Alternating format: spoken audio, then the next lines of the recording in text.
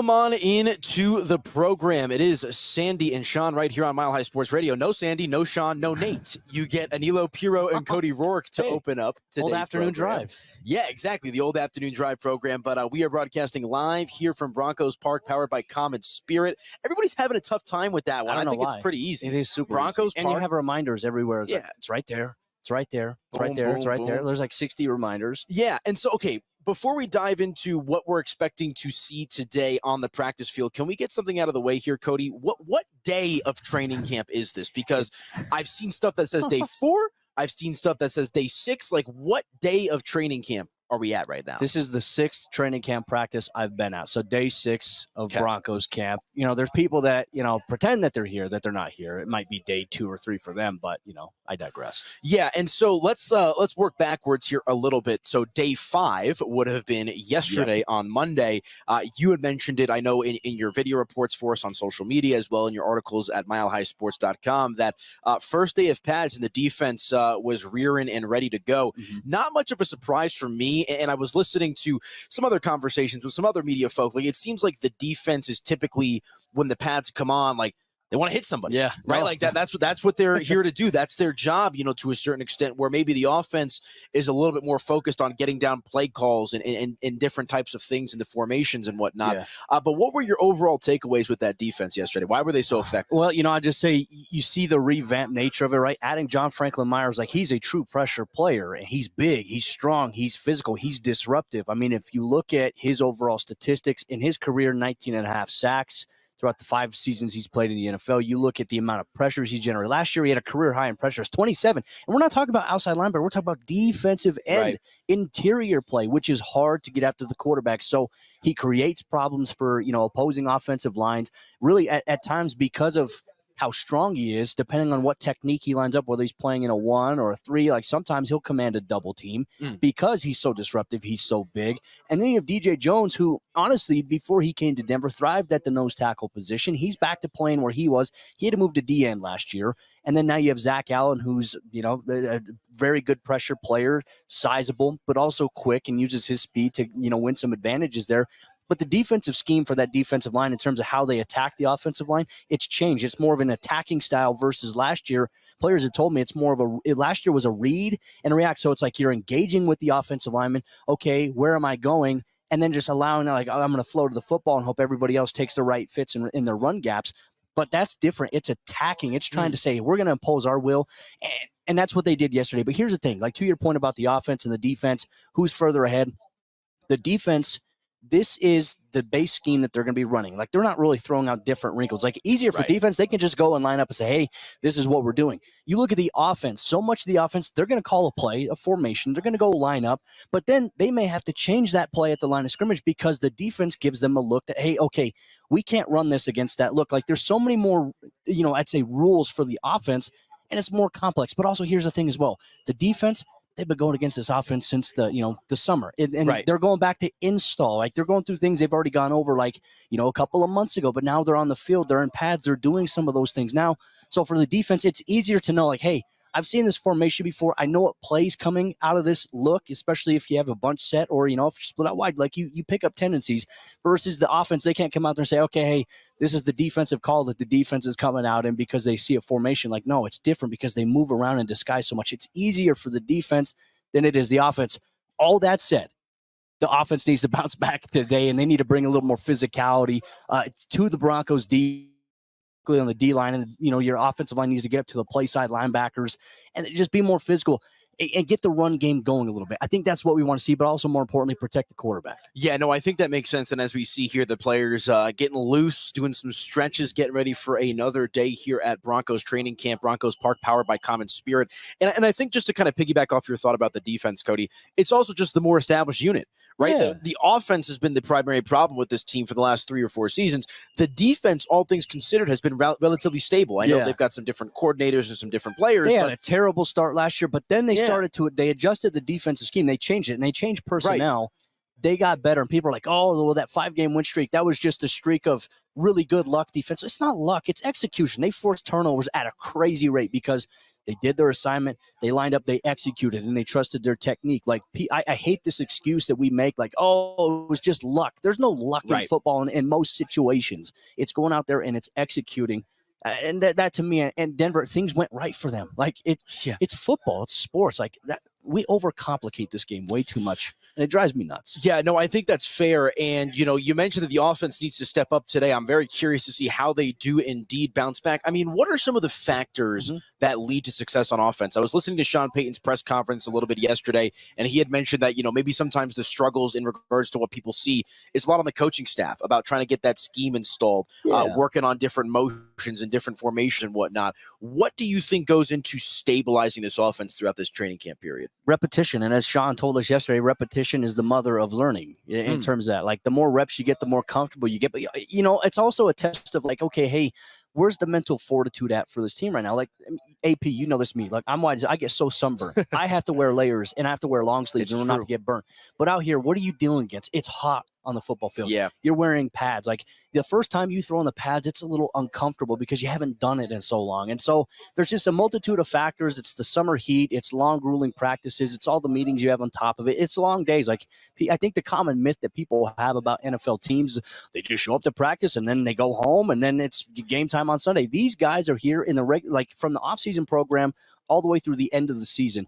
They are here for 14, 15 hours at the team facility per day. And it's a lot. Like, it's not just like, hey, show up, practice, go home. Yay, look what we did. It's not like that. Yeah, no, for sure. We're chatting with Cody Roark, our Denver Broncos reporter for us here at MileHighSports.com, broadcasting live from Denver Broncos training camp. Hope everybody is doing well out there. Let's do a couple rapid-fire takes here real quick. Right, one thing that I think I've noticed, and I've seen some other folks talk about on social media, one of the bigger questions with quarterback Bo Nix coming into the draft and just here is arm strength. The arm strength has been on display throughout this training camp period, my friend. Yes. I mean, it's not even a question. And look, I think there's an adjustment for Bo because the thing is, he was playing at sea level last year in Eugene, Oregon. And then you come here to Denver, like, the ball's going to sell a little bit. Good point. But he's got, like, his touch, the touch he has on his throws. I mean, it's beautiful. And then he's got zip on it. Like, and the thing about Bo that we've seen, and I will applaud Jarrett Stidham on this too. I know that Shawn and I know that Sandy and them, they're like, okay, there's really no competition going on for the Broncos at QB, but I mean, there is a competition going on. Like, all roads eventually are going to lead to Bo Nix, right? Whether he's the starter now or later, but to say there's not a competition, that's not what we're seeing out here. There is a competition, and Jarrett Stidham and Bo Nix are the two guys that have looked the most consistent on a daily basis in terms of looking comfortable in the offensive scheme. And one thing we're looking at too with QBs, right? Okay, hey, by the time you get the snap in your hands and you go to do your drop back, what's the timing? What's the process like? Are you getting the ball out of your hands quickly? Are you making the right reads? Like, these guys are doing that. And what we saw as well, like Sean Payton even touched on this yesterday, their mobility is a very underrated aspect of their game. Specifically, Bo Nix had a really big run during yesterday's team period where, hey, there was pressure blowing around the pocket. He was able to step up and not even get touched. Like, he would have had a long, long run. People forget his first season at the University of Oregon, he had over 500 yards rushing. You want to know how many rushing touchdowns Bo had that year? 14. 14 rushing touchdowns. So that aspect, he's a dual threat guy, and he can make plays out of structure, outside of the pocket. But the reality is, like, he can also win from within the pocket, which is what Sean Payton wants. That's why Sean Payton drafted him, to be able to do these things. And Jarrett Stidham, look, doesn't have the largest sample size here, but he's also done a really good job of working this offense here for the Broncos. So, it is a competition between these two guys, and I'm excited to see how it plays out. We'll see who gets the reps today. I feel like it's going to be Stidham today with the ones. I actually just saw a tweet, I believe, from Parker Gabriel confirming that. Yeah, in the early going today, it's back to Jarrett Stidham in the walkthrough with the top group. Normal rotation would have been Zach Wilson today. We'll see how the rest of practice progresses. So here's what I'll say as well on the QB stuff here, Cody. I think the Broncos want Bo Nix to win it. 100%. I think they want Bo Nix to be the starting quarterback. But here's the other thing. You should want Bo Nix to win the starting job, too. Absolutely.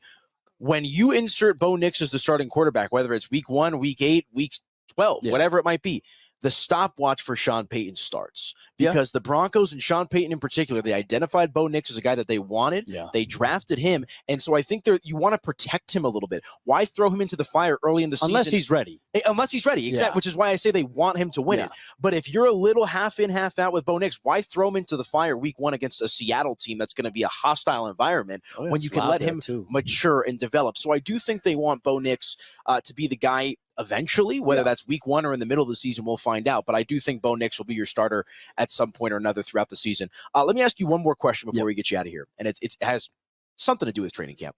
Why is Justin Simmons still unsigned? It's the biggest mystery to me. I mean, so I think you see a lot of conflicting reports. And look, I haven't talked to Justin. Like, when I talk to Justin, it's not about football. Right.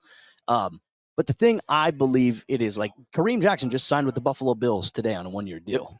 You know, and you've seen Eddie Jackson. He went to the Ravens. You look at Jamal Adams. He went to the Titans. And so you've seen these free agent safeties. I think Quandre Diggs and Justin Simmons are the top 2 safeties available right now.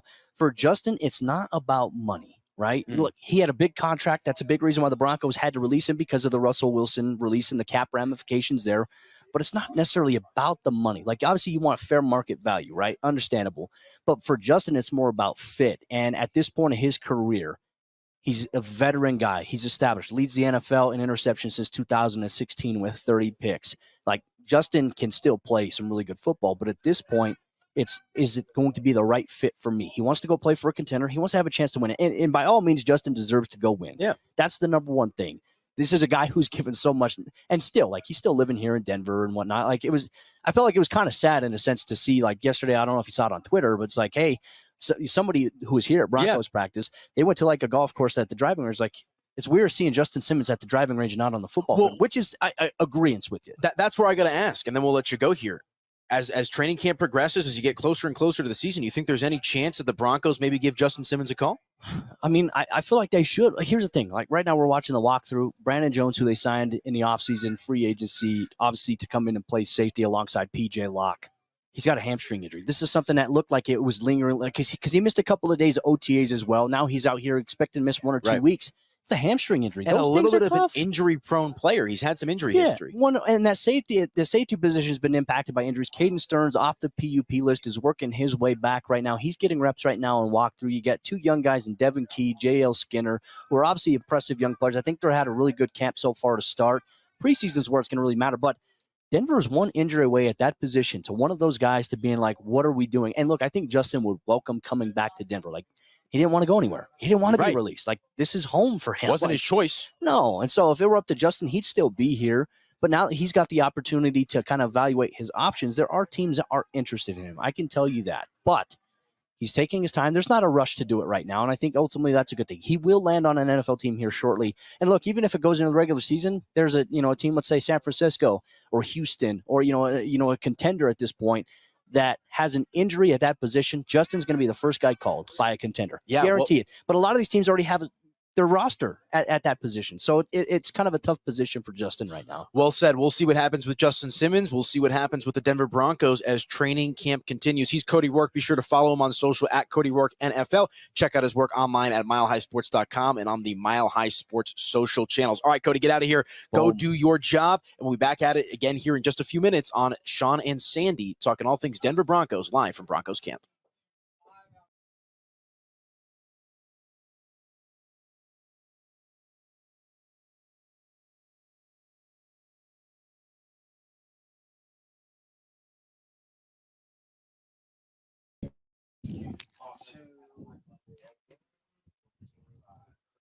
Welcome back. It's Mile High Sports. Sandy Clough and Shawn Drotar. Sandy Clough back in the house. I'm Shawn Drotar. Thank you for joining us from Broncos Park out at Dove Valley. Thanks to Anil Pierre and Cody Roark, giving you the latest on the Broncos quarterback situation. Say situation rather than competition, because we all know how this is going to end. It is just a matter of when, Sandy. Well, it is just a matter of when. And my sense is it will come sometime in the next 2 or 3 days prior to August 11th. In the first preseason game. Right. I don't think there's any point in stretching it out beyond that. It is a 2-man field, right, as it were. I don't see still any particular reason to go with anyone but Bo Nix as the starter.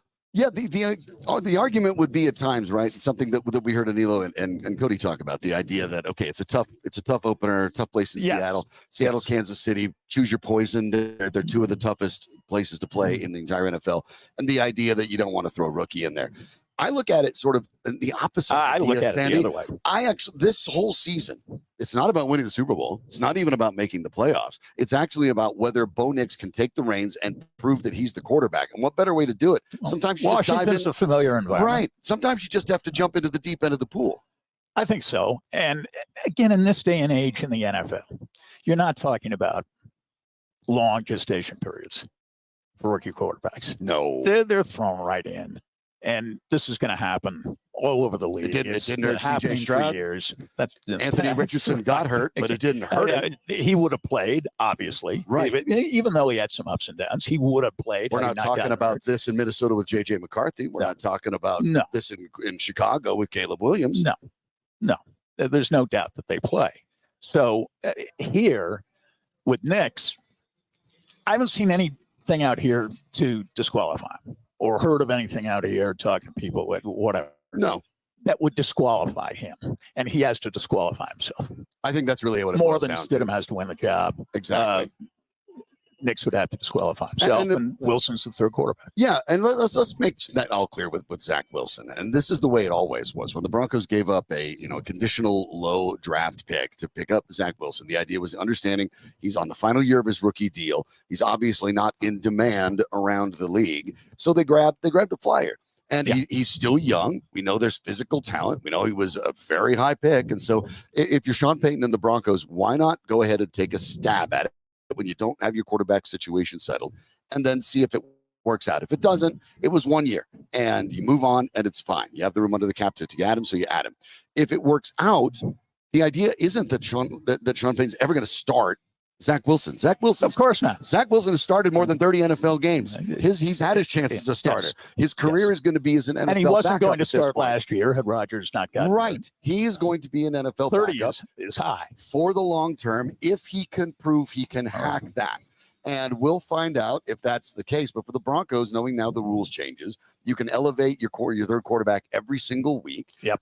Then he's a luxury that you can afford. And if it pans out, great. Then you go forward with Bo Nix and Zach Wilson, two young quarterbacks are roughly the same age that end up being able to go for the longer haul for you, much like John Elway and Gary Kubiak turned out.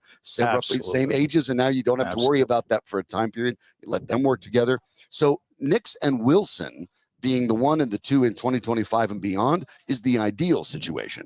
But Wilson for this year is really not even part of the equation. It's how he functions out on these practice fields that are going to define what he does with the Denver Broncos. Yes. You look at Wilson at 24, Stidham at 27,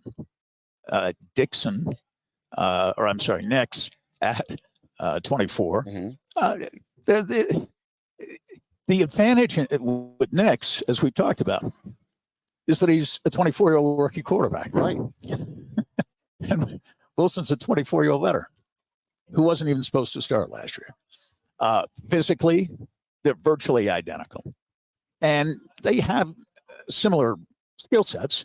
But to me, if you didn't know their histories and you didn't know Nix was a rookie, you'd look out here and you'd say, I think Nix is the most promising. I would agree with that. I think if you took the numbers off the jerseys, I think that's what you'd see. I didn't see Jared Stidham in particular stand out in a fashion that was beyond Nix. I don't. I see the quick release. Yep. I see the accurate delivery, the things that we saw in 61 career starts in the college ranks for Bo Nix. I see a guy that is at 24, a man ready to make this leap from the personal level, the workload, the expectations. It's a different situation for a guy like Bo Nix who walks into this stage of his career knowing that there will be a jump, but he's ready for it. I'm not concerned about many of the normal rookie jitters for Nix. Yes, they'll happen to an extent. Yeah.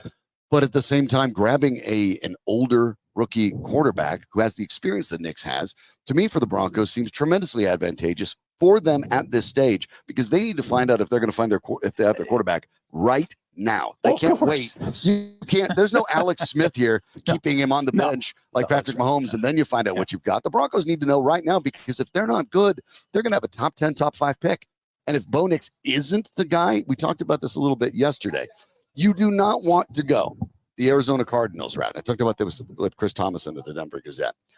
You don't want to go the Arizona Cardinals route and draft Josh Rosen and 1 year later go, okay, we messed up. Now we have to go for Kyler Murray. Yeah, right. But you know what's worse?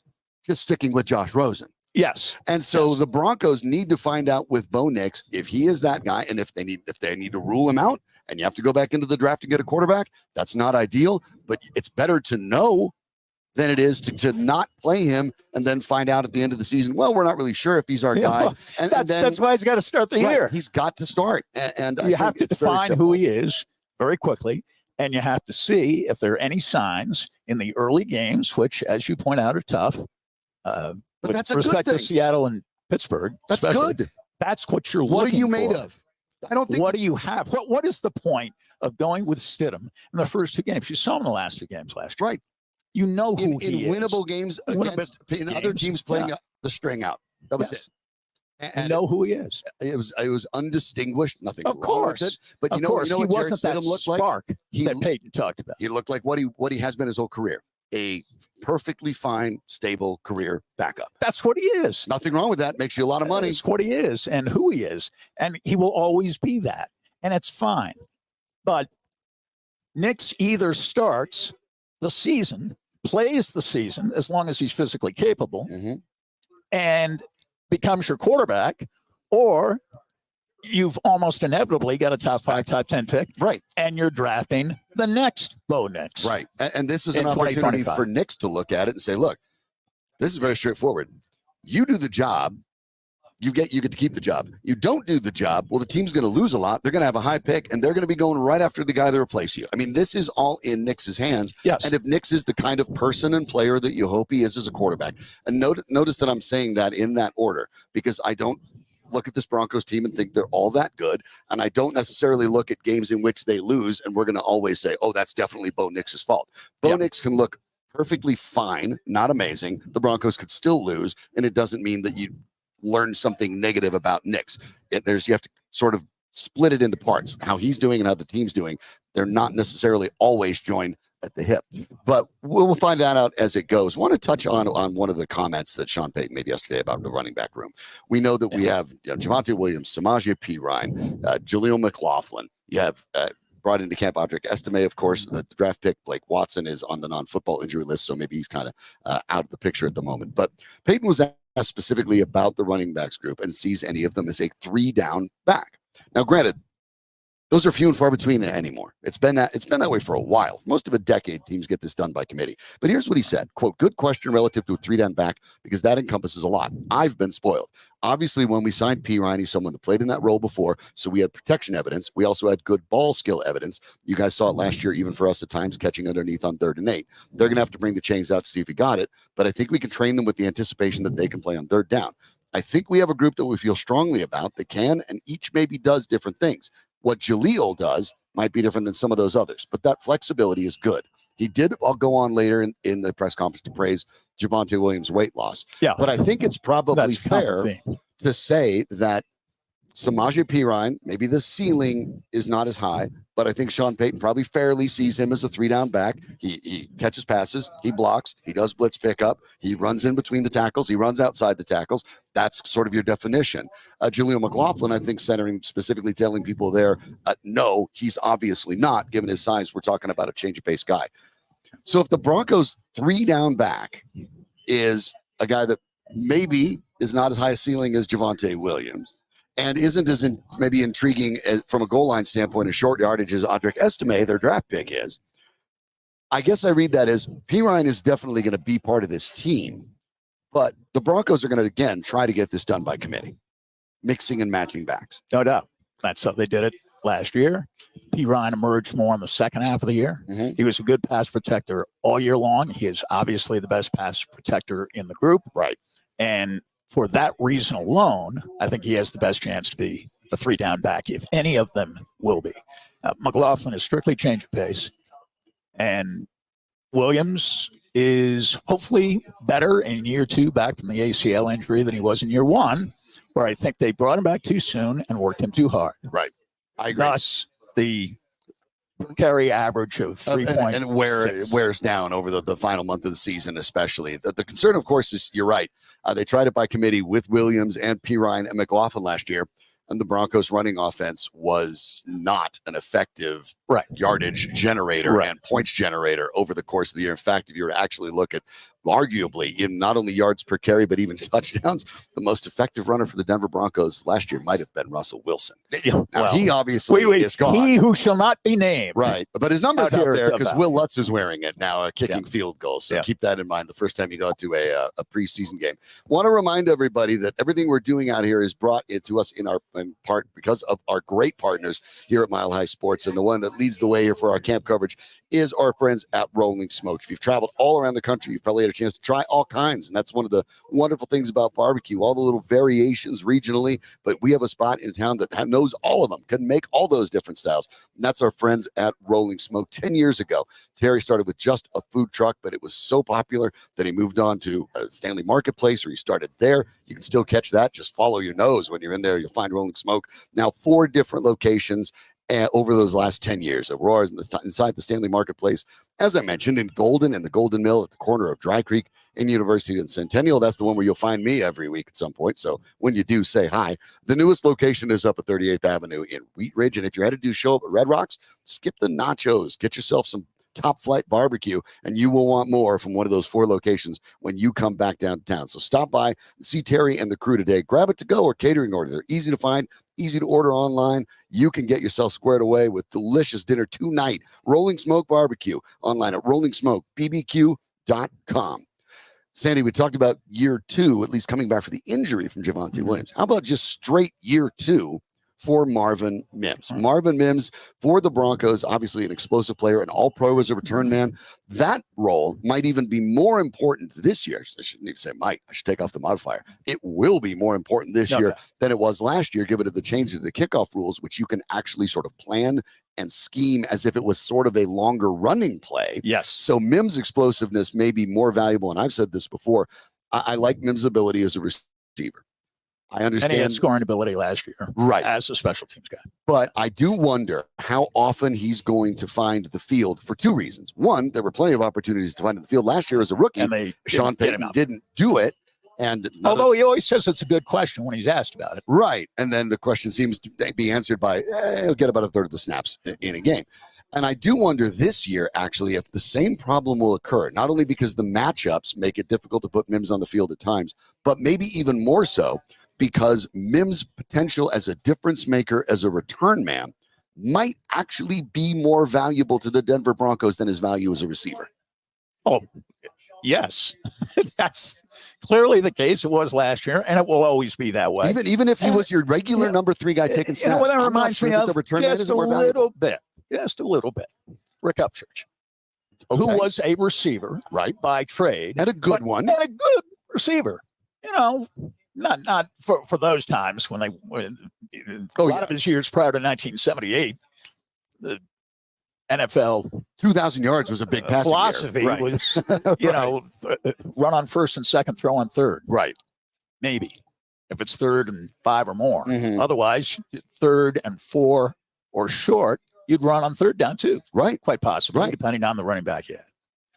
And with respect to Upchurch, he was a regular receiver, but they had Haven Moses and Jack Dolvin.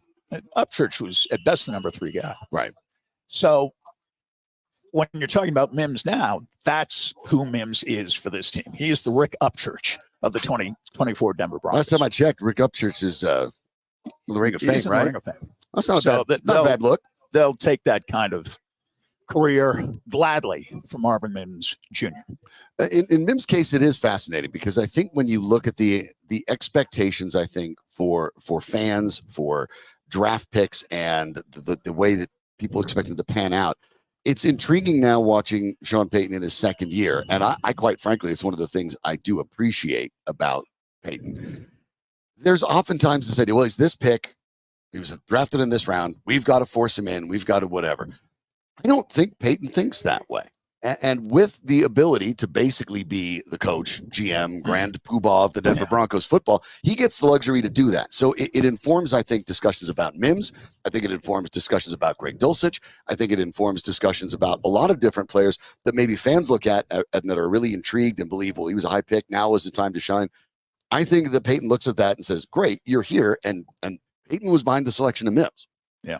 But it doesn't mean he's necessarily going to give him anything. And Peyton saw last year, evidently, because Mims only had 22 catches in 16 games, that he didn't see as much of a value of having him on the field as a receiver. Now, maybe that changes with a different quarterback. And he only got 2 targets a game. Right. And maybe that changes, but it was unquestionably valuable to have that receiving ability is nice here and there as a mismatch. But the return game mattered so much. And for the Broncos, who are not going to take a quantum leap forward offensively, I think that's fair, right? Well, you have to find differentiators. Is your defense going to be top 10? Probably not, but it might be in the top half. Is your offense going to be in the top 10? Definitely not. No. Probably not even in the top half. I wouldn't think so. And so how about your special teams? Wait a minute.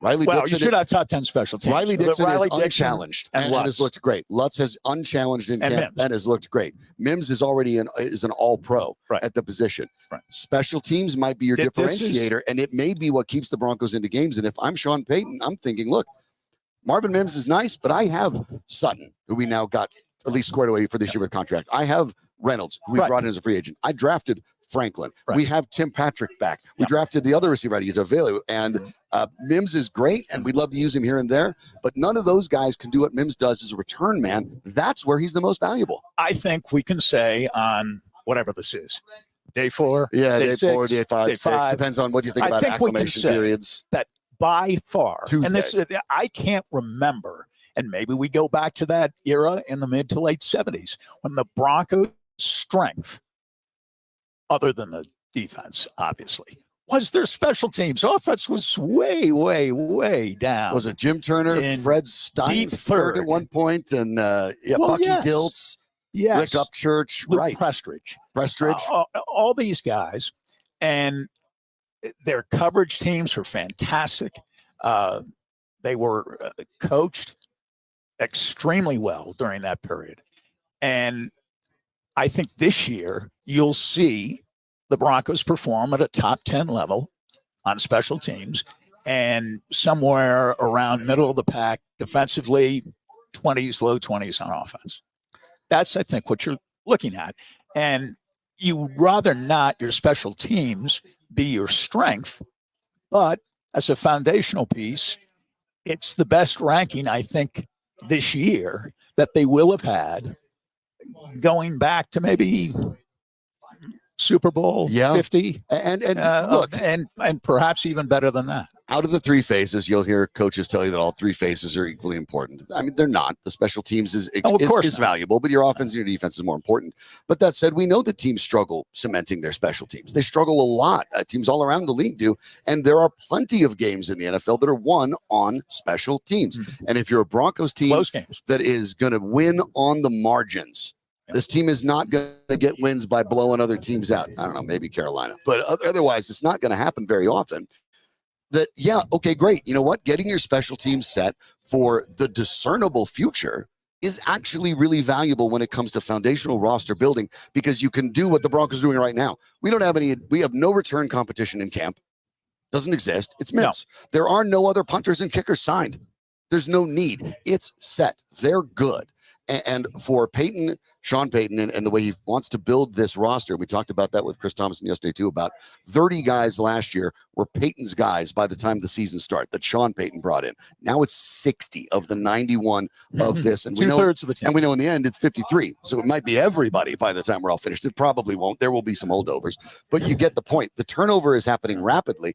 But if you're Sean Payton, the ideal to look at the leading scorer on your team every year, your kicker, the main field flipper you've got when it comes to field position, your punter, and the game-changing playmaker and return man, you have all 3 of those. You're set. You're good. Yeah. You can set that aside and focus on improving the offense and defense, and it does have value. It doesn't make the Broncos instantly better, but when we're talking about a return towards the playoffs realistically in the 2026 season, knowing that you don't have to worry about that this year or next year is immensely valuable. And where prospects can start and play on special teams. On special teams. Even if none of those prospects are ready to make much of a contribution offensively or defensively. And again, that's been a Bronco problem with bad drafts in recent times. And sometimes you can John Owe had the comment, of course, over in the Denver Post that basically saying the worst mistake he made was not drafting Josh Allen, a bit of a, wow. Easy to say now. Easy to say. They had no intention of drafting him. You know what the mistake was? No Sandy, intention of and drafting. You know this as well as I do. The mistake was not at least sending scouts to his pro day. Of course. That was a mistake. Well, that and having Josh Allen up the road and Kubiak not going. Right. Or Elway not going. Right. And that's what talked him off. I mean, we're right up the road and they can't be bothered. Looking at him and not picking him is one thing. And then you made an enemy for life. Right. Because he's loaded for bear every time the Broncos he and Bills is. play. And so that part's interesting, but you think about, you can compound bad drafts by also not cutting bait. You can also compound bad drafts, say, okay, you know what? We blew that one. That particular selection, whether it was a third rounder or fourth rounder, let's you run into that and you say, okay, it didn't pan out. But sometimes you have to be able to just cut bait and not get yourself wrapped up in your own picks. Yeah. And that's one of the things that we're talking about with Sean Payton that he doesn't do. He doesn't get wrapped up, even in his own picks, it doesn't seem. He brings them in because he believes in them. And then he basically says, great, I'm not giving you anything. You're here because I think you could do it, but now you have to do it. And that's one of the things that I think is very promising about the way Sean Payton handles things. There are a lot of things in the way he coaches that you can question, but I do think, at least conceptually, saying, I believe in that player, so I'm drafting that player. And then the second they hit this field, they're on the same place as everybody else. Now you have to show me. He is good about that. He's a show me, don't tell me guy. Even if he believes in the guy, even if he's told that he should believe in the guy. You're not going to get extra chances just because he picked you. It can be his guy. And it's the same thing with Parcells. And you always go back with Sean Payton to Parcells. Right. And Parcells had, as you recall, Parcells guys. But there wasn't a Parcells guy who didn't have to prove himself to Parcells before he became a Parcells guy. He wasn't a Parcells guy just because Parcells drafted him, traded for him, otherwise acquired him. Yeah. Yeah, you know, he had to earn his spurs. He thought you were interesting. Cool. That's great. It's basically, look. Go out and show me you're interesting. Right. You know, those of us who have in the dating world. Okay, cool. You got the first date and you got called for a second. That's nice. But if you're going to actually have a relationship, you got to do more than that. And that's the way that it seems to shake out with Sean Payton. And I think that's another good thing. So it is kind of an interesting situation here in camp when you look at some of those selections and you look at Mims and what his role might actually be. We'll talk more about Greg Dulcich as the week goes along.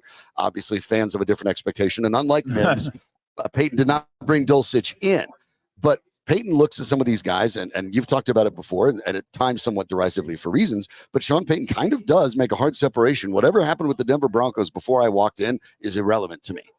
That can be a double-edged sword. But when it comes to roster creation, it's good. When it comes to that, and he even said in some of these press conferences in the first couple of days, I watched some of these players on film. Now I get to see them in person. And the statement there is basically, yeah, cool. I don't know them. They haven't played in front of me yet. Yeah. And so I'm keeping an open mind, but I'm also not impressed by any of the things I've seen on film. It's a fresh start for you. And not every player is going to be okay with that. But for the most part, younger players are, because that's the expectation already. That is the expectation already. And I do think there was some value in Payton coming in here and saying the recent past especially hasn't been so good around here. So I really don't care. Right. About 16 through 22. Losing except to comment on 22 and how bad the coaching was and eventually how bad the quarterbacking was. Right. Although my theory is you were talking about what Sean Payton likes as a person in a quarterback. I think what he didn't like in Russell Wilson as a person had much more bearing on the way he looked at Russell Wilson from the beginning than what he thought of Russell Wilson as a quarterback. Now, maybe that flipped during the year, and the person became less relevant, and the play of the quarterback in Shawn But Payton's I think you could mind see that. Peyton's first press conference was telling Russell Wilson, I heard about the people in the building. That's not going to happen. Stop shaking hands and kissing babies. Right. That's what he said right off the bat. And that's even. So that was a personal criticism. And that was before he really even got to know Wilson. That was from afar. Right. Well, that's what he saw. Right. But that's what he saw from afar. And there was some, I think, value in a former head coach who had been a commentator during that 2022 season with Fox, looking at things not from a coaching perspective, but a commentator's perspective, and looking at Wilson and being able to say, you know, he wasn't nearly as much of a problem as Hackett was, but he was going to be bad or substandard under almost any head coach. Right. So I think he had made that predetermination by the time he got here, that Wilson as a person turned him off, because I suspect even when Peyton was coaching New Orleans and Wilson was in Seattle, that when Wilson said, well, I'd really love to play for Shawn Payton because Drew Brees likes him and I like Drew Brees. Right. And Drew Brees and I are friends. I don't think Peyton had the same reaction. I don't think you ever heard Shawn Payton say, boy, Russell Wilson reminds me a lot in at least a few ways of Drew Brees. I don't think Peyton would ever have said that. No. And especially on a personal level. But especially by default, because to him, Russell Wilson was an improviser, ran around a lot, and that's not the kind of quarterback that Peyton wants. Peyton wants the style that exists out here. Yes. With the three guys. But the point that you bring up, the person is part of it as well, because in knowing that about the way the Wilson and Peyton's dynamics worked, you can safely assume that Bo Nix doesn't strike Peyton personally as the same kind of player, or he never would have gone out and gotten him. That's what most impressed him about. Right. And Nix. I think that's part of the reason that this is going to be able to be a smoother launch than a lot of people expect. And Nix reminded Peyton of Brees much, much, much more than Russell Wilson ever could have. Yeah. Bo Nix, by the way, asked earlier in the week about the idea that if he was the backup, would he accept it? And his and I'm paraphrasing his answer was like, well, I don't have a choice to accept it or not if I want to be here. No, but well, what's he going to say? Right. I reject that. Exactly. Trade me.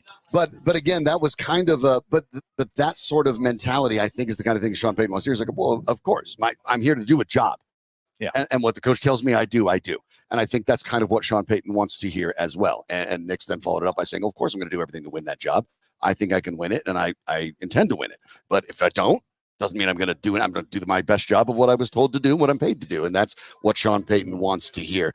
Over at Broncos training camp here at Dove Valley, have an opportunity to check in with a lot of folks over here, including some of the great folks from our Mile High Sports team. One of those in the mornings, Bruce Hurdle, will join us in just a moment after a message from our friends at Zaner Hardin Law.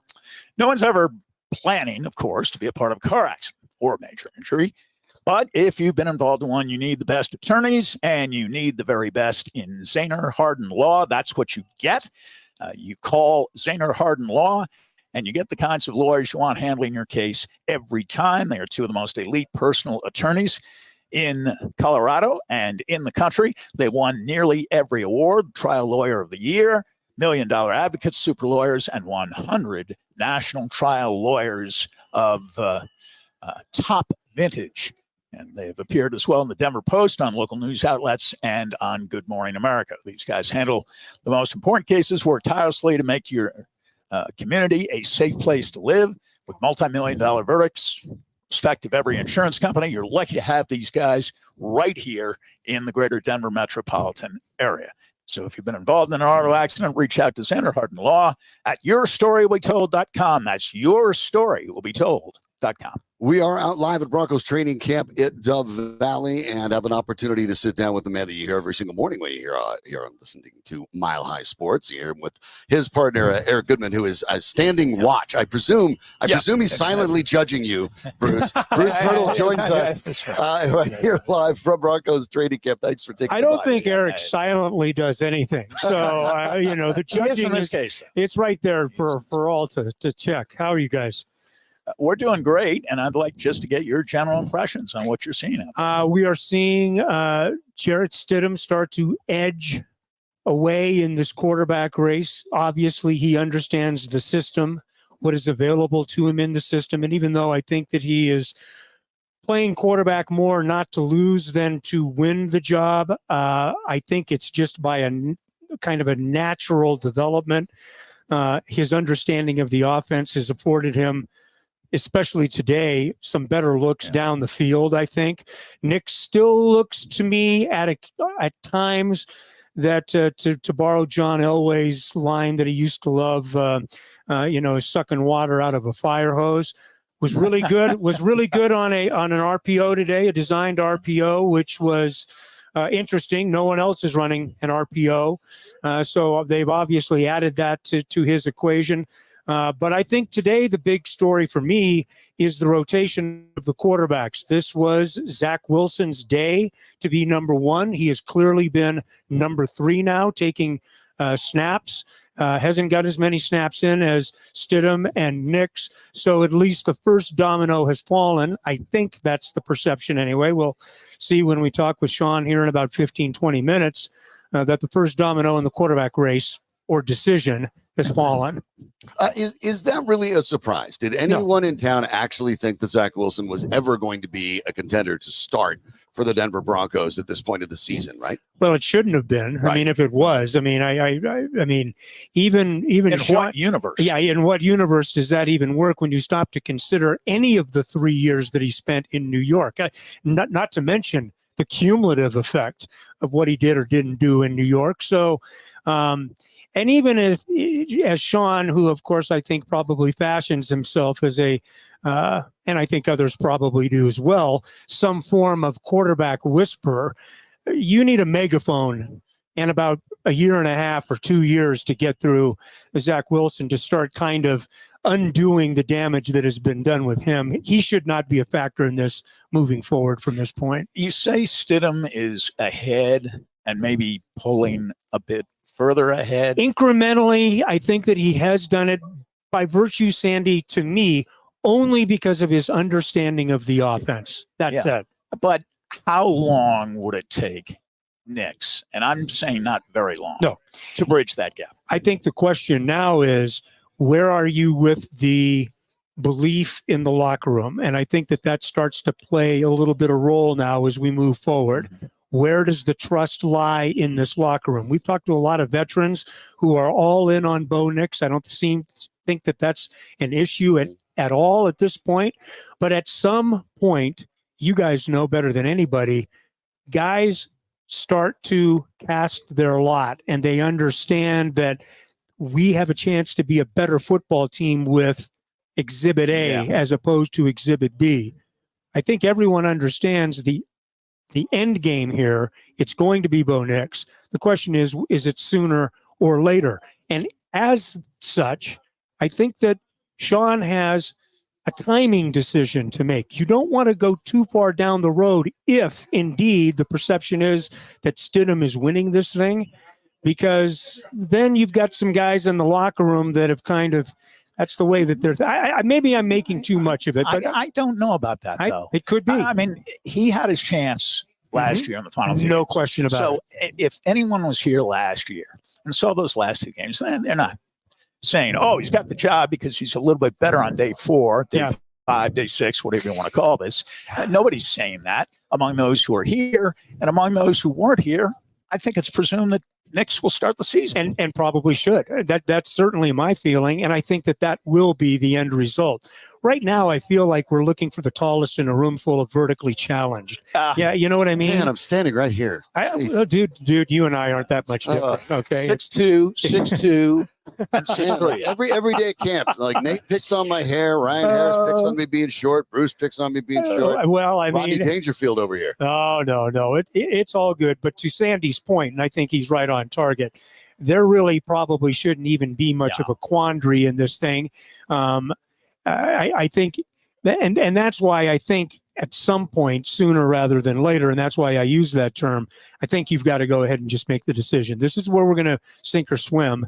This is how we're going to move forward. The future is now. Damn the torpedoes, full speed ahead. Denver's not unique in this regard when it comes to fan base expectations and even expectations around the media when it comes to quarterbacks. But one of the most fascinating things in the NFL is the excitement is always about what you don't know, right? Yeah. And what you don't know might be good. Mhm. Well, here's the thing. Let me give you the number of career starts by the Denver Broncos 3 quarterbacks. Zach Wilson has 33 career NFL starts. Jarrett Stidham has 4, Or 2 of which were the last 2 last year, and Bo Nix has 0. But it is kind of funny to look at it, but Jarrett Stidham might be whatever. So apparently you reach a point where you've seen enough of Zach Wilson to say, well, he's definitely not going to be that promising. Or you run into the Jarrett Stidham, who has played just few enough games, started for them, gotten into 16. Well, maybe he's going to be, and that's where I look at it. And I mean no disrespect to Stidham, but at this point in his career, he's been in the league for a few years. You'd have started more than 4 games if any of the teams that you were with, and it's been multiple, saw you as a future, and this is how it works. Let me just peel away the curtain. As a future Pro Bowl starter. If teams believe they have a future Pro Bowl starter, they will move heaven and earth to make that person number 1. If they don't, then they're just in the mix for backups. And the other dirty little secret in the NFL is, to a certain extent, the backup doesn't really matter. If your starting quarterback goes down for the year with some disastrous injury, your season is toast. Fantasy football players know this, but NFL teams know it too. But somehow we talk ourselves into the, I've said for 20 years, the best job in the entire state of Colorado. Governor, you're thinking that, maybe region, maybe Coach Prime's got, no. The backup quarterback for the Denver Broncos, because whoever that has been forever is beloved, because they might just be the next thing. Yeah. But how many number 2 Denver Broncos quarterbacks have ever been the next thing? Yeah. Ever. Anywhere, right? Anywhere. No, the thing with it's a timing call on the decision, not the competition. It's a timing call on that's a the great way to put it. decision. And that's where we are right now. When does Shawn feel the right time is? My question would be, what do you really gain from starting Stidham and then rolling with Nix at some point? To me, at this point, I use the phrase, damn the torpedoes. Yeah. Let's find out what you've got. You know that you've got a mature quarterback beyond his years, if not his experience, certainly, but beyond his years, who seems to me like someone that can handle the inevitable lumps that are coming down the road. Saturday was a good example. He gets picked off early and then boom, comes back with arguably the 2 best passes that we've seen from any quarterback during the red zone drills, puts him in the end zone, and then does another one for good measure.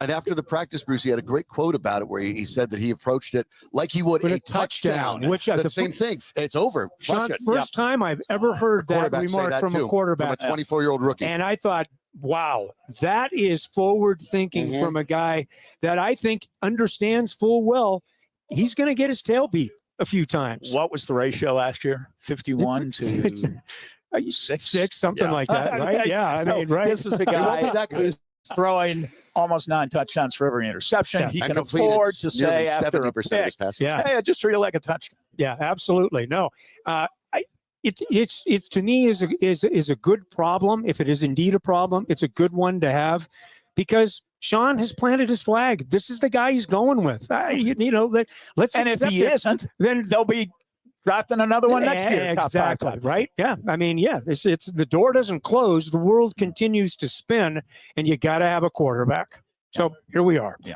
Going to the person who's snapping the ball to the quarterback. 4 returning starters on the offensive line, of course. Center is the one that's up for some position, but it really is interesting because I had thought when Sam Mustipher came in, Not hasn't been an elite center, but he started a handful of games. Veteran guy. I figured with a young quarterback, an inexperienced quarterback, which, by the way, in the end, all 3 of the Broncos quarterbacks really are inexperienced. Correct. That you might want the veteran, but Mustipher hasn't even really been a factor. Luke Wattenberg has taken the majority of the snaps over training camp. Alex Forsythe has had his chance, but Forsythe was also mentioned by Sean Payton a couple days ago as a player that he wanted to also get some snaps in at guard. To me, that's telling me that much like the Wilson situation, Forsythe is not actually in the mix to be the starter. He's a depth guy.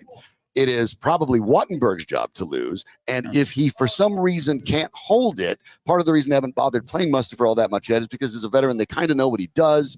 if they have to put him in, they'll put him in. But there's a little bit of a similarity there. They'd like the young guy Wattenberg to take the job. He probably eventually will take the job. But if he's not ready, they have some guys with a little more experience that you could maybe hold it down in the interim. He's gotten most of the reps with the ones. Today, Forsythe has filled that role. But you're right. Shawn just talked about Forsythe yesterday from a standpoint of his versatility. So this is probably a versatility day, right? Inside. Absolutely. So it makes sense. They've got depth. And you know what? The interesting thing is you can make the argument that both the offensive and the defensive fronts are the two best rooms on this football team. Oh, of course. And they may be the deepest two rooms on this football team as well. Without question. And that's great because football is still football. To And me, you build from the line of scrimmage out. Bingo. I mean, I do. I mean, I know I'm old, but you know, that's the school that I come from. We talk about foundation pieces for a team, and you just touched on the offensive and defensive lines. Another that we were discussing earlier is special teams. When you have no competition for place kicker, you have no competition for punter, and you have no competition for return man. And we were discussing earlier the idea that the Broncos should be just as good on special teams as they were with the Rick Upchurch led Jim Turner special teams of the 1970s, and that they should rank in the top 10 in the NFL. And the defense, I think if you get somewhere around the middle of the pack, that's pretty good. And offensively, you get low 20s. Is it an oversimplification, Sandy, and slap me figuratively if it is? If this team can run the football and can stop the run, well, that's a foundation piece. It's a foundation piece, but it's something that they may have tried to aspire to, but haven't been able to process. One of many things they have not done well. Exactly. And then you have some facsimile of special teams. They made a step last year. I think they can be pretty good.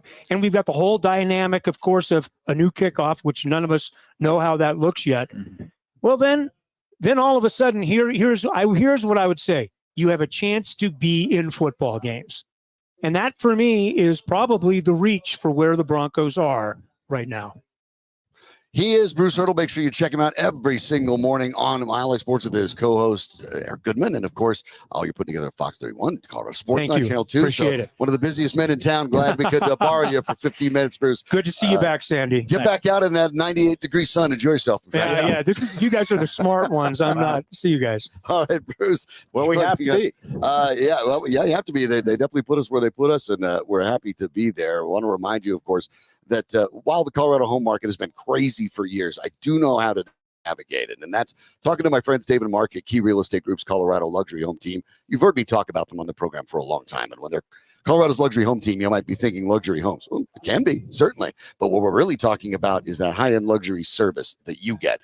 Condos to castles, whatever it is you're looking to buy or sell, that's the kind of service you get. You need experts in this town that know all of Colorado's market, know how to ride the highs and the lows, and it means you need experience and you need stability. Well, Key Real Estate Group's a privately held company. You're not going to get handed off to somebody else. You're not going to deal with somebody else. You're going to deal with Dave and Mark. And they've had over 25 years in the same office, so how's that for real estate for you? That's stability. The Fed is still expected to lower interest rates at this point this year. Obviously, the summer's out. People are out there looking, so beat the competition and buy your new home before this frenzy becomes completely bonkers in Denver. And maybe you're thinking of a new build as construction ramps up all around the metro area. That makes sense. Home builders are offering great incentives, but remember, you still need someone to make sure that you get everything you deserve. So let Dave and Mark represent you, so all of those little perks, if you're looking for a new home build, end up in your pocket. Here's how to get a hold of them. You call Dave and Mark at the Key Real Estate Group today at 720-900-LIST. That's 720-900-LIST, or visit them at keyrealestategroup.com.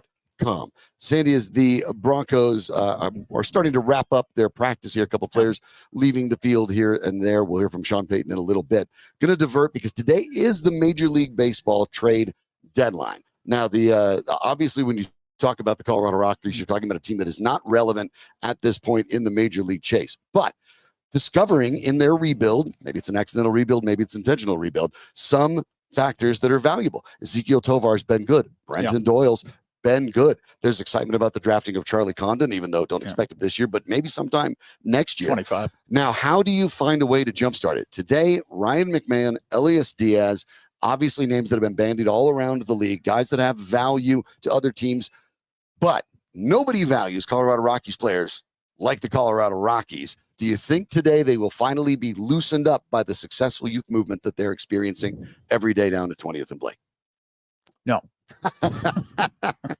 Not to gild the lily No, or anything, but no. yeah. That has not been their history. And their history has been to look at Ryan McMahon and say he's a popular player, Elias Diaz and say he's a popular player, and stick with him. And the record is immaterial to them. It's The about, standing and the record is immaterial it's to them. about seeing that you want butts in seats is what they're Yes, looking at. but nobody sane believes that though he's a very good player having a terrific year, then Ryan McMahon puts people in seats. No. Elias Diaz puts people in seats. They do not. But the Rockies are oblivious to that sort of thing. They have their own image of players, especially homegrown guys. Right. Not guys they trade for necessarily, but homegrown guys. And what they want is for the fans to like them as much as they like them. And so they rest on that assumption. And it is, of course, not the case. Elias And those are exactly Diaz, the guys you do trade. yeah, Diaz is 33 years old. Whenever the Rockies get good again, whenever that might be, he's not going to be part of it. He is an unrestricted free agent after the year. So No, I think he might go. and if I think he might. because if you're Elias Diaz, I mean, you're looking to leave after the year and go to a better Yeah. team. You're 33. You'd like to make a run at a ring. Charlie Blackmon is also a free agent after the end of the year. I think at this point the ship has sailed for Blackmon's marketability. But when you look at Ryan McMahon, and here's where the trick is. For the next 3 years after 2024, Yeah. 12 million, 16 million, 16 million. So under contract at what would be a pretty good deal, even though McMahon has dropped off after a pretty hot April and May. You're still talking about a good defender, a guy with reliable, consistent power, a likable player that's going to fit in your clubhouse. Ryan McMahon would be an appealing addition for a lot of teams. But I don't know if the Rockies look at it and say at 29 years old, he's part of our future, or if they look at it and say the contract we have is pretty favorable, which it is, or if they just decide as simple as he's popular, people won't come down and see us if we trade Ryan McMahon. And I think the mistake they're making is I think you believe that Rockies fans care more about the details of the Rockies. I think there are plenty of people. In fact, I'd say between a third and a half, Sandy, and I'm not joking, that sit in the stands at 20th and Blake, and they could not identify more than 2 or 3 players. And one of them might not be Ryan McMahon. Charlie Blackmon, Kyle Freeland, and I don't know. And because they're just going to watch Brendan Rodgers. Yeah, it's a nice day in Lodo, sunny weather. Colorado gets 300 days a year. The Rockies are in the business of selling sunshine. The funny thing is they don't seem to realize they're in the business of selling sunshine. Yeah. And they can sell it with or without Ryan McMahon, but maybe jumpstart your rebuild and get to be a better team at the same time. Right. And, their ability to spot young talent, too, is very much in question. Although I do like the draft pick. Oh, yeah. Well, you couldn't have missed on the draft pick, obviously. And the funny thing is, knock on whatever wood you'd like. Although you would take his career up until he went to the Colorado Rockies. Charlie Condon basically profiles as Chris Bryant, a guy that can play at third, a guy that can play at first, a guy that can play in right, a guy that has major power and a good batting eye, more walks than strikeouts. This is all profiles as basically Chris Bryant, who was the Rockies' white whale when they ended up with John Gray with the 3rd pick, and the Cubs selected Bryant. And that's why they chased and outbid everybody, including themselves, when they got Bryant. And you're stuck with that. But that contract, in part, is more of the reason why you need to get younger prospects. And I get it. Man's number's not outlandish. But Condon plays where? 3rd? Might be here as soon as next year because he's got that bat and he's got that ability. College basketball player of the year. Right. Trade McMahon. Get yourself some pitching help. Get yourself some other help. And you know what? Because Condon's going to come quick. I'd put Condon on the infield. I would too. But on the other side, perhaps. At first. And that's a possibility too. Michael Tolley, of course, big time power, but yeah. Let's just say that the strikeout to walk ratio is DHs. not similar. And you have DHs. Charlie Blackmon at the end of his career.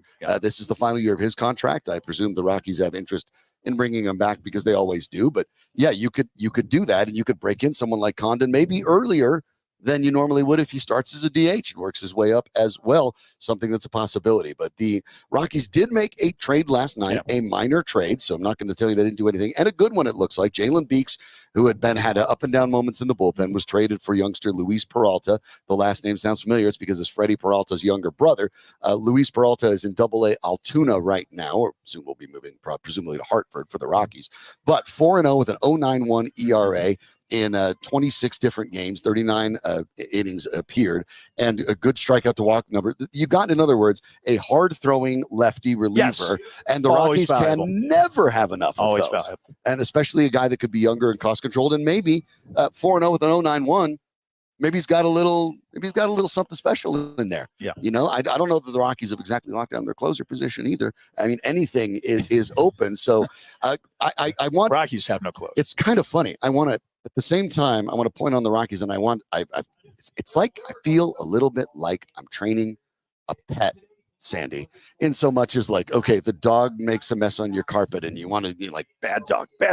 Okay, well, guess what? Bad dog doesn't seem to work. He's still making a mess on the carpet. So you decide, oh, no, you know what I'm going to do when the dog scratches at the door and goes outside? Now I'm just going to be good dog. Yeah. And let's just try the carrot. So Rockies, let's try this.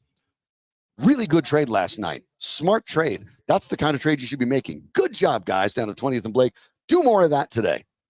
Let's try that and see if that works. Maybe let's try we can get a little bit with the sugar cube rather than something else. But it would seem like such a waste. And I mean that also, quite frankly, for Ryan McMahon and Elias Diaz. A waste for them to remain here. And the Rockies organization could do themselves a favor as being more player friendly, right? By actually saying, for Ryan McMahon, you have been here and you were here doing some of our recent highs, and that's awesome. You know, we're in a rebuild. We want to send you somewhere where you can play for a team that's maybe going to be playing in late October, and have that be the reputation that the Rockies have, as opposed to the reputation they have around, say, Trevor Story, where everyone knows Trevor Story was going to leave. Trevor Story kept telling the Rockies, I'm going to leave. You should trade me. I'm going to walk for nothing. And the Rockies still said, well, we're not going to trade you because we think you're important, thinking that might somehow win Story over, and Story couldn't have pulled the parachute any faster to jump out of the Rockies' crashing plane. And that reputation, the way it works with Trevor Story, is the reputation the Rockies have around the league with players. Not the one they think they have. Yeah. So it's such a challenge for this. The Rockies, of course, on that long road trip right now. We will find out when we're talking about the trade deadline today, and if the Rockies do make any move of significance, we'll let you know. I do think there's a chance that Diaz will be dealt. I think you might see some of the minor deals in the bullpens moving those seats around. Cal Quantrill is obviously an interesting player that has been discussed. He's been their best pitcher this year, and that obviously is an intriguing idea. Quantrill has an arbitration year in front of him, so if that one I kind of get. If you don't get a good trade, since he's been your best starter, okay, we're going to hold on one more year and see. So I'm not frustrated that they're not going to deal Quantrill, but certainly I think that Diaz absolutely needs to be traded. Diaz needs to be traded, whether he will be and any or not, reasonable offer for Ryan McMahon should be very, very seriously considered. And when I think we look at this situation with baseball and the Rockies, look, for a long time, we've always said, just be compelling enough until Broncos season starts. Yeah. You kind of hope that it was later than training camp, when the season, not training camp, and the Broncos haven't been all that good either. In fact, you pointed out over the last most of a decade, the Rockies have had more postseason experience than the Broncos. Of course. So, if you're talking about the last 8 years, the Rockies have been in the postseason twice. Yeah. And the Broncos have not been in the postseason. But the Rockies had better records for most of those years. Right. And obviously in baseball, you tend to hover around 500, but then look at the Rockies this year. It doesn't always happen. So we will absolutely see how that shakes out. We'll get back to talk more about the Broncos training camp in a moment. But of course, this beautiful sunny day out here, you actually think a little bit about getting out of the football field, getting out the sticks. Time to get out and play some golf here in Denver. The city of Denver has the perfect golf pass for you, whether you're just getting started or you've played for decades, maybe.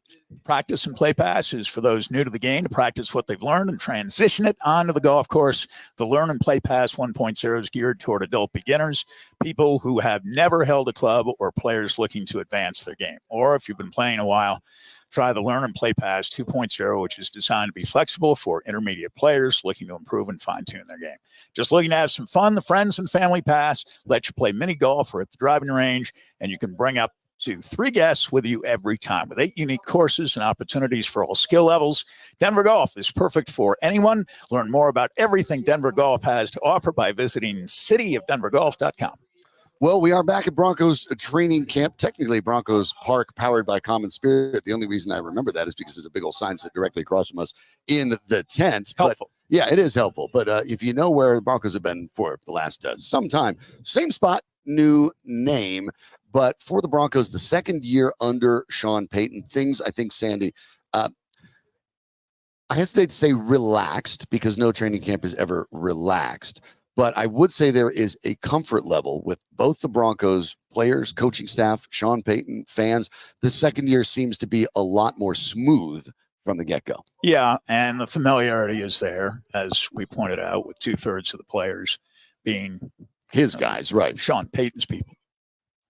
So yes, I would guess that when we see them in hitting periods, they'll be crisp and they will be brief. Yeah. And otherwise, we'll see the usual drills run with customary tempo, but they'll be sharper than they were last year. Mm-hmm. This is a better team than the one they had is last year. It's not a very good team, and the record may not be as good because the schedule could be tougher, the division could be tougher. But I think that's what we're left with at this point. We're left with a better team, maybe not a better record, right? And a team that will look better out here. And I think every that's single day, a fascinating part of this equation, because you and I have talked about it prior to training camp. Nate Lundy and I talked about it yesterday. The idea that the Broncos not only likely will have a worse record, they're almost certain to have a worse record. Their over-under in Las Vegas is 5.5. And I know you can look at that, and maybe you're looking at it as a Broncos fan and saying, that's ridiculous. They won 8 last year. Yeah. I will just say that the billion-dollar casinos in Vegas do not build themselves. And that there's reason to believe that that's about right. You and I think that they're a 5 or 6 win team. Yeah. More or less. But at the same time, we've been consistent about it, that we believe that at a certain point, what the measurements for success will be for this team in its second camp, in its second preseason, in its second season under Sean Payton, they aren't necessarily tied to wins and losses, because you don't have that luxury yet. Kansas City can say its measurement of success is tied to purely wins and losses. Dallas can say that. Philadelphia can say that. The Bills can say that. The Ravens can say that. A lot of those teams that are in the mix to win the whole thing can say it doesn't matter. The only thing that matters for us is W's and L's.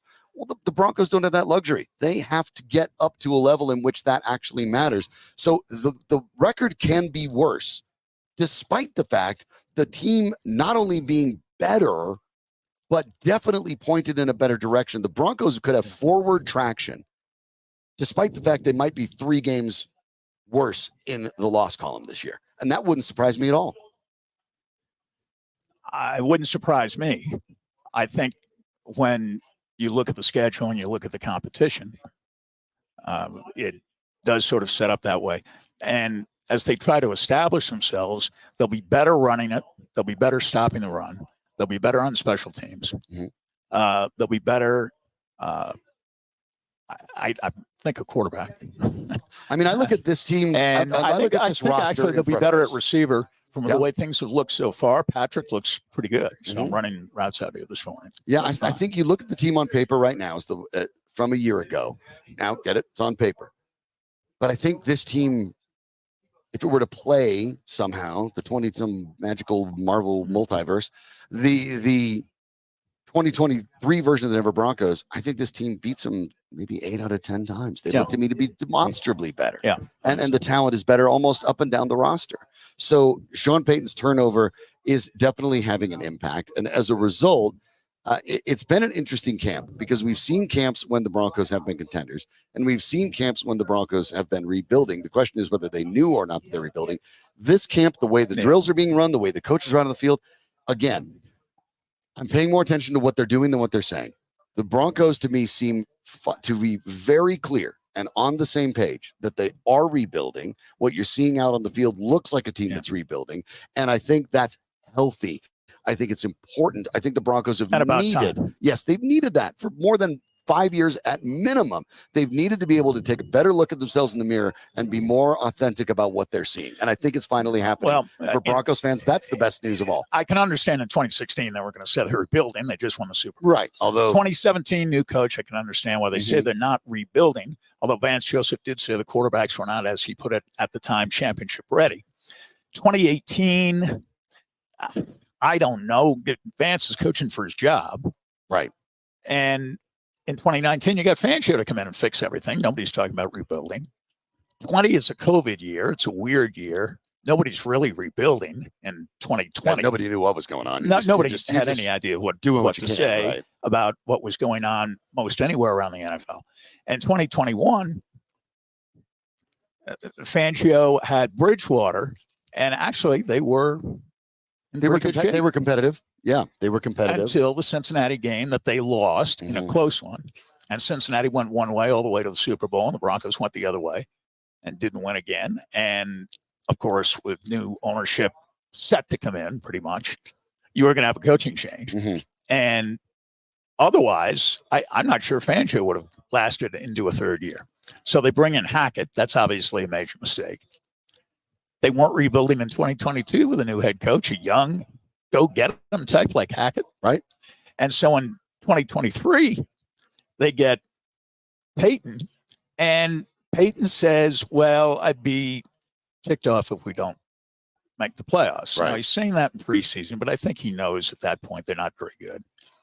And yet, even when they beat Kansas City during the season, he thinks they're just fine. Right. Thought they were in the mix. Was going to trade a lot of folks at the deadline and decided not to trade any at the deadline, except that he did, along with management, obviously. Upper management put pressure on Russell Wilson to redo his deal as far as injury guarantees were concerned.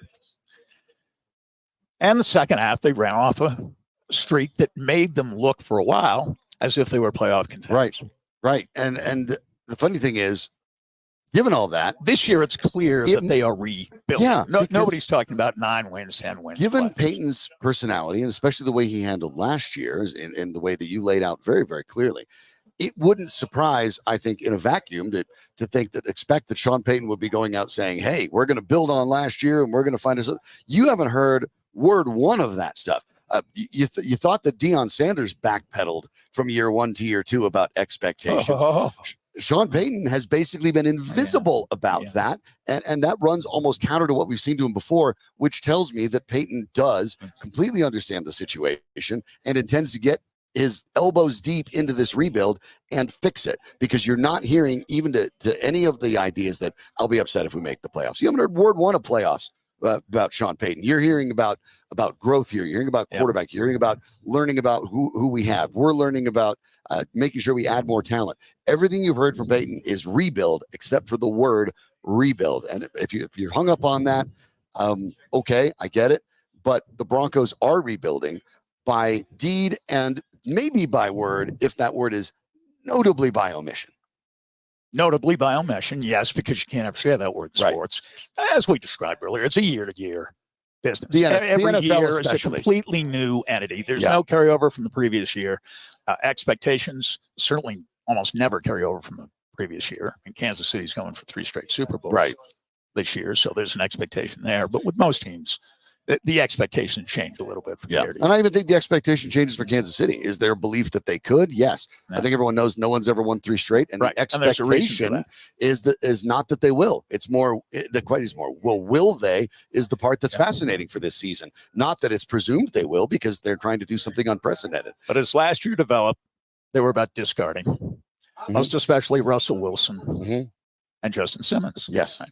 2 guys they're not going to keep. Now, you'd said in 2022 that by the end of 23, you wouldn't have Simmons won't be here and Wilson won't be here. What were the odds on that? Those were their 2 most notable players. 1 in who knows? Zillion? Who knows? You would have never. I mean, you would have never guessed that both would be gone. Right. This year is about finding guys who can play, who can be added as fixtures for years to come. And Bo Nix is certainly one of those guys. I don't think that Brandon James is one of those guys necessarily at all, but at Simmons' position, that's why it's interesting. Yeah. Simmons is sort of hanging around. And Brandon Jones in this case, unfortunately, with the hamstring injury, now I'm going to miss a week or two, making the safety position a little fraught. We talked about that yesterday as well, and something we will be paying attention. Maybe you should too. If you're coming out to camp tomorrow, first thing, sunscreen, hats. Trust me on this one. It's toasty, but bring water while you're at it too. At the same time, though, that's one of the places I'm going to be watching because the quarterback rotation, Wilson essentially basically skipped today. Presumably, Nix will get, again, more reps going against a defensive backfield for the Broncos that is a little short on safety. Caden Stearns is back at practice, but we know about the injury history there. De'Aaron Turner-Yo is on the PUP list. Brandon Jones is out for a week or two. The safety position is thin. At the very beginning of the show, if you missed any part of it, you can always rewind it right there. It's YouTube. You know how to use it. Just scroll back and talk to Anilo Piro and Cody Roark, who talked about the idea of why the Broncos maybe should see if they can bury the hatchet with Justin Simmons. I don't think that will happen simply because in Simmons' case, unless he gets a market value deal, which is it's not impossible, but hard to do at this stage. If he's going to take a below market deal, let's pretend that you're Justin Simmons. Hypothetically, just put yourself in Justin Simmons' shoes. This team, of which you were their best player last year, you were the best player. Justin Simmons was the Denver Broncos' best player. They just move on from you, flat out release you, say good luck in the open market and free agency, and off you go. That's not the first phone call you're going to pick up, right? No. And unless the money is going to be the money you were hoping to get or the money that you just lost by getting released, you're not going to pick up the phone for the Broncos. You're going to wait for those teams I talked about, the Chiefs, the Ravens, the Bills, the Eagles, teams like that. And Neil is sitting here. I'll say the Cowboys just to watch what he reacts when I say Super Bowl contenders. Got the look I expected. But those kind of teams that are actually going for it, that's where Simmons is going to be interested. And quite frankly, at this point, if he's not going to get a multi-year deal for $15 million per, and it's going to be a 1 year, $6 million, whatever deal, well, then I'm going to be picking my team. I'm now shopping teams. You're not. I'm the leading interceptor in the NFL since I walked into the league for 8 years. Since the day I walked into the league, no one has picked off more balls than me. I'm just sitting out here. So you all come get me. But by the way, your team better be in a position to make it interesting for me. And if it's not going to be with a lot of cash, I want a chance at a ring because Justin Simmons arrived at the Broncos in 2016. Believing he would be in the playoffs every year. Yep. And perhaps even after Russell Wilson was acquired in 22, playing in a Super Bowl. Because that was certainly Wilson's expectation. Well, it was the plan for the Broncos, too.